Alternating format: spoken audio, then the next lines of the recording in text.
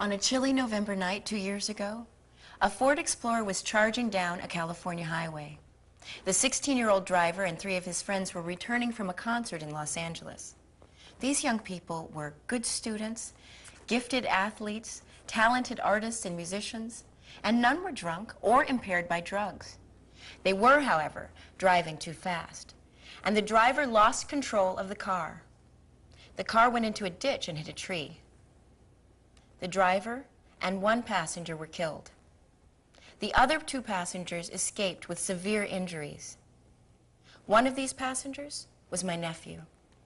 Today he is finishing high school in a wheelchair he will occupy for the rest of his life. Unfortunately, tragic auto accidents involving teenage drivers are much too common in all parts of the United States. After researching the subject for my speech, I have come to the same conclusion as the experts, that the best way to prevent such accidents is to raise the age for full driving privileges to 18 or older. I know from my audience analysis questionnaire that most of you oppose such a plan. But I also know from my questionnaire that most of you recognize that 16 and 17-year-old drivers are less skilled and less responsible than older drivers. So I ask you to listen with an open mind while we discuss some of the problems associated with teenage driving, some of the major causes of the problems, and a plan that will go a long way towards solving some of the problems. No matter how one looks at the evidence, it all leads to one fact. There are too many motor vehicle accidents, deaths, and injuries involving teenage drivers. According to the National Highway Traffic Safety Administration, while teenagers make up 7% of the nation's licensed drivers, they represent 14% of all motor vehicle fatalities. The NHTSA reports that last year, 3,657 drivers aged 16 to 20 were killed in automobile accidents. In addition to killing the drivers, these same accidents took the lives of 2,384 teenage passengers. But these accidents didn't affect teenagers alone. They also took the lives of 2,625 people aged 21 or older.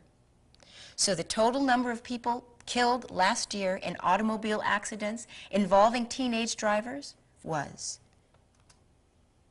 8,666, almost exactly the number of full-time students at this campus. Evidence also shows that the younger the driver, the greater the risk.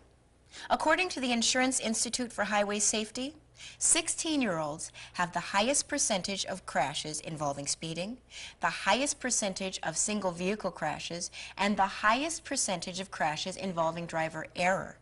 Moreover, as USA Today reports, 16-year-olds are 3 times more likely to be involved in fatal crashes than our older drivers. Now that we've seen the extent of the problem, we can explore its causes. One of the causes is inexperience. New drivers just haven't had enough time on the road to develop their driving skills. But inexperience is far from the only cause of the problem. After all, there will always be inexperienced drivers, even if the driving age is raised to 21 or even to 25. A second cause is revealed by brain research.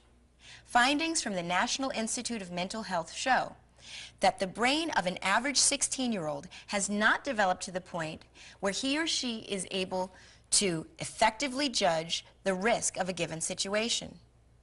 Dr. Jay Geed, who led the research team that conducted the study, states, when a smart, talented, very mature teen does something that a parent might call stupid, it's this underdeveloped part of the brain that has most likely failed. Stephen Lowenstein, a medical professor at the University of Colorado, has just finished a 5-year study comparing the traffic records of 16-year-old drivers to drivers aged 25 to 49. His conclusion?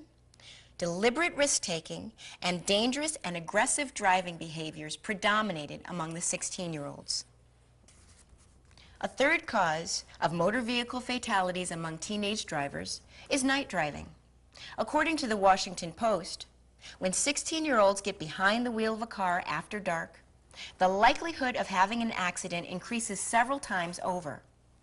Of course, nighttime driving is less safe for everyone, but it becomes particularly dangerous when combined with a young driver's inexperience and reduced ability to gauge risk.